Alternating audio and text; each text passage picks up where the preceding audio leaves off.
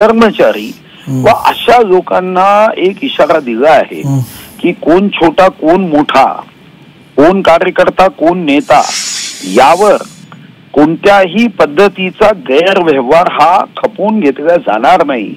हा मला वाटतं की माननीय देवेंद्रजींनी या निमित्ताने जनतेला अतिशय आश्वस्त केलाय.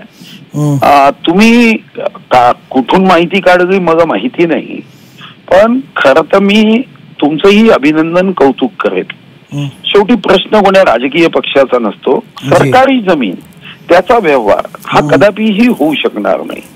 सरकारी जमिनीच्या सातबाऱ्यावर 13.5 कोटी लोकांची नावं असताना 13.5 कोटी लोकांची परवानगी न घेता अशा पद्धतीचा व्यवहार अपेक्षितही नाही. आणि मी अजितदादांनाही धन्यवाद देईल की त्यांनी सुद्धा अतिशय स्पष्टपणे मला या संदर्भात माहिती नाही हे अतिशय स्पष्टपणे प्रांजळपणे कबूल केलं आणि हाच पूर्ण व्यवहार रद्द केला.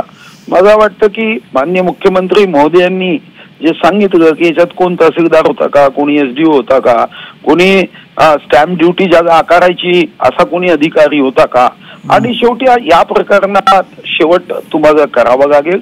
ही सुरुवात आहे, शेवट होईल असा माझा विश्वास आहे. कसा होईल सुधीर भाऊ, शेवट कसा होईल? कारण चौकशी काही लोकांना जेलमध्ये जावंच लागेल, काही लोकांना तर जेलमध्ये जावंच लागेल. पण कसं सुधीर भाऊ कसं जाईल बघा ना, म्हणजे कंपनी व्यवहार करते, त्या कंपनीच्या एकाच पार्टनर गुन्हा दाखल होतो. तुम्ही आता सरकारचं, तुमच्या पक्षाचं सरकार आहे, एकच व्यक्ती जी 1% ची पार्टनर आहे त्याच्यावरती गुन्हा दाखल होतो. 99% जो पार्टनर त्याचा साधा गुन्ह्यात नावही येत नाही.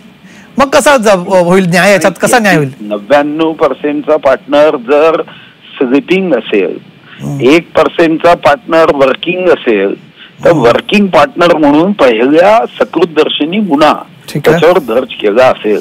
पण याचा अर्थ असा नव्हे की 99% शेअर असणाऱ्या पार्टनर्सवर कोणतीच कारवाई होणार नाही असं नसतं. आपल्याला माहित आहे की मोठा एखादा उद्योगपती, हा उद्योगपती त्या कंपनीचा मालक असतो, पण खालती जनरल मॅनेजर काही गडबड केली तर उद्या तुम्ही त्या उद्योगपतीला कसं काय अटक करू शकाल? त्याची चौकशी करणं गरजेचं आहे.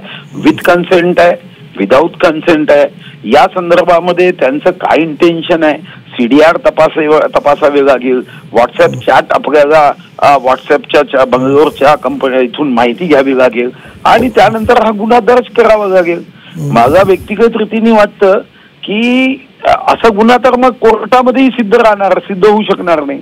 उद्या जर सरकारने चौकशीमध्ये अशा पद्धतीने जर मोठ्या चुका केल्या तर कोर्टात सिद्धच होऊ शकणार नाही आणि कोर्ट सुद्धा कायद्याच्या चापकानी फोडल्याशिवाय राहणार नाही. म्हणून मला व्यक्तिगत रीतीने वाटतं की चौकशी पूर्ण करण्यासाठी पहिलं काम तर आता ती जागा जी आहे ती सरकार जमा होईल.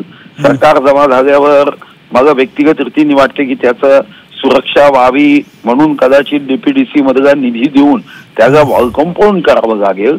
सरकारला स्वतः या संदर्भामध्ये जागेची कमतरता अनेक कार्यालयांना असते, त्याचा विचार करावा लागेल आणि मग पुढे सरकार जे आहे ते चौकशी करून दोषींना दंडित करेल.